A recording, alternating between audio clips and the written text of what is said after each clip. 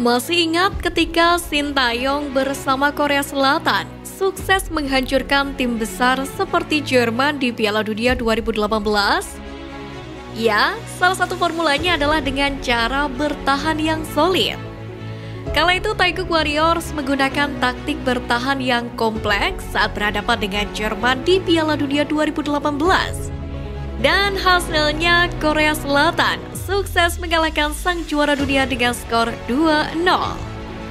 Hal yang sama pun tampaknya juga diadaptasi Sintayong di Timnas Indonesia, di mana pada akhirnya Garuda rela menjalankan program naturalisasi guna mendapatkan lini belakang yang kokoh dengan pemain yang dilengkapi postur yang menjulang dan kekar. Tidak hanya itu, pengalaman dan ketenangan yang mumpuni juga menjadi syarat wajibnya.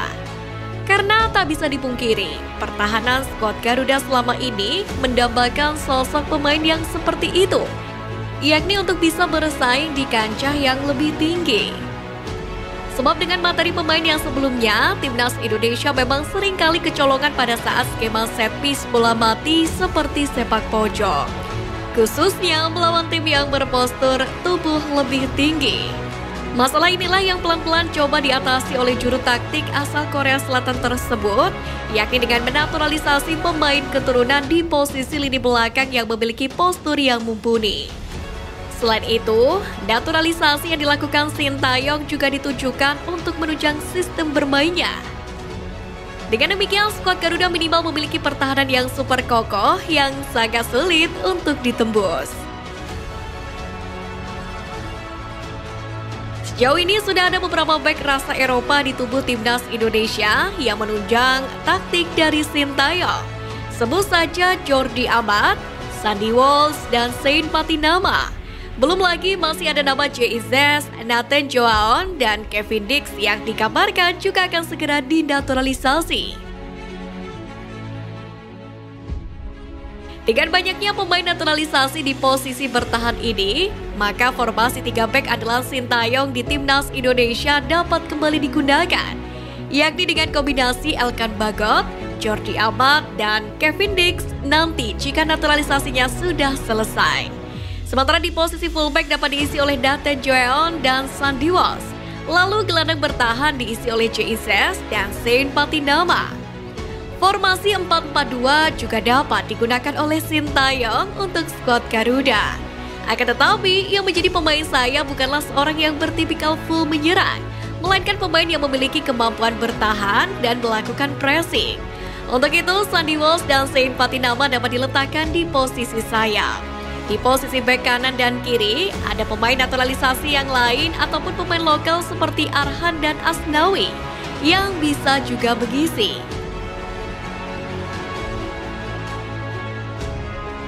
Itulah ngerinya pertahanan Timnas Indonesia dengan pemain naturalisasi. Dengan begitu, tentu semua lawan Timnas Indonesia akan merasa ketar-ketir. Di sisi lain, tak dapat dipungkiri Timnas Indonesia sendiri memiliki fullback lokal yang bertalenta seperti Arhan dan Asnawi.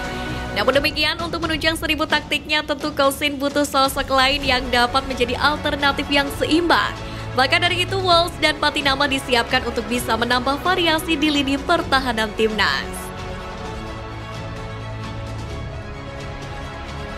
Sekali lagi, banyaknya pemain bertahan yang dinaturalisasi ini juga merupakan langkah Sintayong agar skuad Garuda mampu lebih bersaing di kancah Asia atau bahkan yang lebih tinggi. Contohnya dalam waktu dekat ini Timnas Indonesia akan melakoni ajang kualifikasi Piala Dunia 2026 dan Piala Asia 2023. Dalam ajang tersebut, Timnas Indonesia akan berhadapan dengan tim kuat sekelas Irak dan Jepang. Tentu menghadapi tim-tim seperti itu, taktik yang cenderung bertahan bisa menjadi solusi.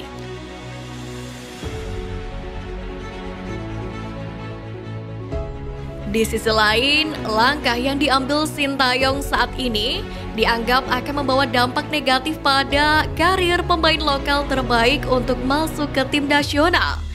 Hal ini pun sempat disinggung juga bahkan oleh media internasional. Mereka menyoroti tentang penumpukan bek naturalisasi yang akan dilakukan timnas kita beserta akibatnya. Namun, mengutip dari starting11.id, pecinta sepak bola tanah air tak perlu mengkhawatirkan hal tersebut. Toh, Sintayong cukup fair dalam hal ini. Kalau pemain naturalisasi itu tak perform, Sintayong berani kok tak memakainya. Terbukti pemain seperti Rizky Ridho, Asnawi maupun Fahrudin Arianto juga sering dipercaya oleh Coach Shin. Terkini untuk menghadapi timnas Irak dan timnas Filipina di kualifikasi Piala Dunia 2026 zona Asia, Sintayong resmi memanggil 27 pemain terbaik ke tim nasional. Dua match di awal putaran kedua akan digelar pada 16 dan 21 November. Timnas Indonesia lebih dulu akan bertandang ke markas Singa Mesopotamia di Basra pada 12 November malam. Kemudian skuad Garuda kembali melakoni laga tandang ke markas Filipina di Manila. Duel itu dijadwalkan berlangsung pada 17 November malam. Sementara untuk Piala Asia, timnas akan menghadapi lawan yang berat seperti Jepang dan kembali menghadapi Irak. Melawan tim nomor 1 di Asia, jangan tanyakan lagi ngerinya seperti apa. Level kualitas dan pengalaman pemain kita dengan Jepang sudah pasti kalah. Hal ini pun juga telah diamini oleh Sintayong. Irak pun demikian, meski tak semoncer Jepang, kekuatan tim juara Piala Asia 2007 tersebut tak dipungkiri masih di atas kita. Namun setidaknya dengan adanya para pemain naturalisasi tadi, optimisme tetaplah bersemai. Lagi-lagi meminjam kalimat dari starting11.id. Sekarang yang terpenting adalah ikuti saja arah yang sudah dijalankan Coach Shin dan PSSI guna terus memperkuat materi pemain timnas. Apalagi dengan materi pemain yang ada saat ini, legenda hidup sepak bola Jepang saja, Keisuke Honda memilih mengunggulkan timnas Indonesia ketimbang Vietnam dan Irak jelang bertemu dengan tim Samurai Biru di Piala Asia. Keisuke Honda menilai bahwasanya Indonesia adalah tim terlengkap dan layak ditunggu untuk menghadapi Jepang di putaran final. Timnas Indonesia merupakan tim yang sangat berbahaya di Asia Tenggara. Dari segi kualitas, mereka memiliki pemain yang lengkap. Ini juga merupakan tim terlengkap di kawasan dan akan sangat menarik untuk ditunggu ketika mereka akan menghadapi tim Jepang di laga Piala Asia mendatang. Dan ingat, bagaimana kata Ketum PSSI Erick Thohir, bola itu bundar. Apapun bisa terjadi di sepak bola, termasuk kemungkinan timnas Indonesia memberikan kejutan di dua turnamen bergengsi ini. Apalagi sebelumnya Sintayong sudah percaya diri, di mana kondisi fisik pemain kita saat ini sudah mirip dengan Korea Selatan. Namun memang yang membedakan hanyalah masalah mental. Untuk itu menarik menantikan sejauh mana timnas Indonesia melaju di kualifikasi Piala Dunia. Akankah juga tiket Olimpiade Paris akan digenggaman? Simak terus ulasan-ulasan menarik skuad Garuda hanya di Halo Timnas.